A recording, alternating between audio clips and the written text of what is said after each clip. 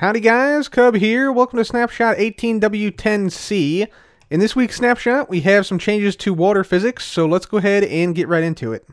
So the change to water physics includes the ability to place water blocks in non-solid blocks. So what that means is if I place down this stair, for instance, I can actually place water in the stair block itself, and you'll see that the stair block itself now becomes a water source if I place the water block inside of it. Now if I get rid of the stair now, the water block goes away with it. I can also go ahead and place down the water source first and then place the stair inside of it, and you'll see that the water source there remains. Now this is also the case with some other blocks. So for instance, slabs. If I go ahead and place down a slab here, I can place water in the slab. So there you go, just like that. It's the same case for the fence. So you can place water in a fence block now. And same thing with some iron bars. So iron bars can also be a source, a water source right there. There we go.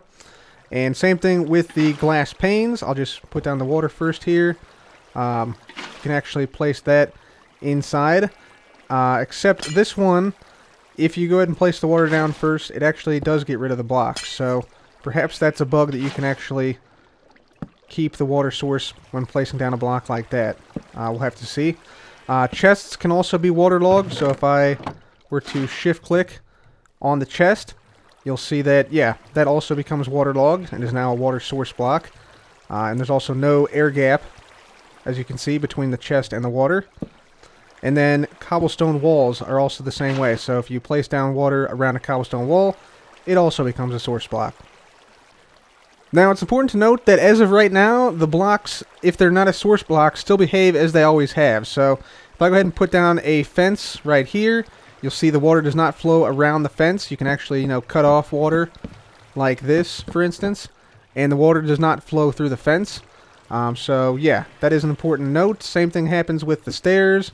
So the stairs, you can, block off the water here, for instance, let's say. Same thing with the cobblestone wall. You'll see the wall behaves differently when it's a source block, and when it's not in a source block, it still blocks the water here. And then the same thing with the other blocks as well. One interesting thing about these water source blocks is that they are actually considered full blocks by the game. So here I have a half block deep pool of water, and because they're considered a full block, I don't move quite as quickly in them. And I can also actually swim in this. So I can swim in half a block of water here because they're all considered full source blocks by the game. So that is a very interesting change. And again, since these waterlogged blocks are treated as full water source blocks, they can do things like hydrate farmland, as you see right here.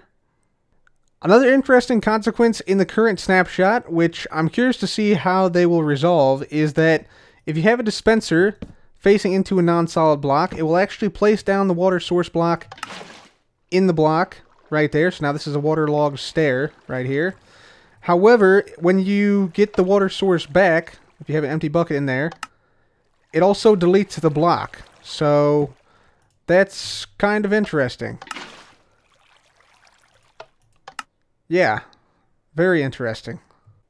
Another perhaps unintended consequence is that if you go ahead and waterlog a block, for instance this slab, you can actually move it with pistons. So yeah, you'll see the entire water source block actually moves, which may or may not be intended. So interesting behavior there for sure.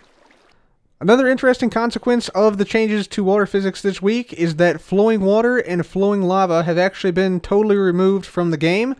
And presumably they will be replaced with something else in the near future. But for now you get weird stuff like this. So water physics are very much a work in progress in this snapshot.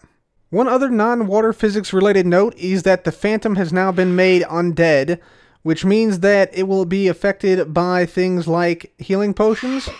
So healing potions will now harm it, whereas harming potions will now heal it. So yeah, that is an interesting note as well.